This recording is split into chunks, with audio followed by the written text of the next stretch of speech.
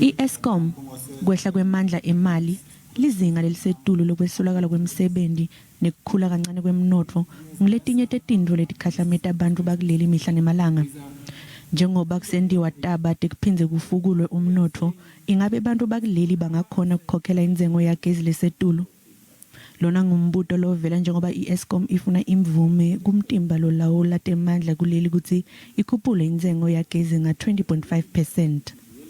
Following the changes in the assumptions, and it's important that since we made these applications, an entire year has lapsed, and there are important assumptions that we've changed, like I've explained on Tuesday, the change in I-Eskom's energy availability factor.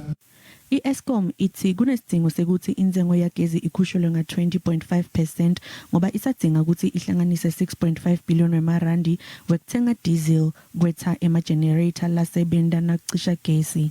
Sodolobha wamasipala waseJozi Dr. Mpho Phalatse uthi lokhu kutatekhama kakhulu takhamuti nabosomabhizinisi labancane lavele bakhala kwanyalo.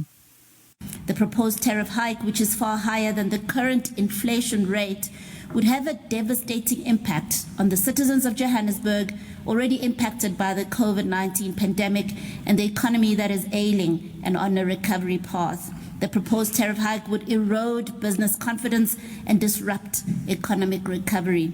Kutawutsi kungaphothulwa letihombe tekuvaluvo lwebantfu kuloludzaba umtimba lolawula temandla utawube sewutsatsa sincumo lesitawukhishwa kulenyanga letako.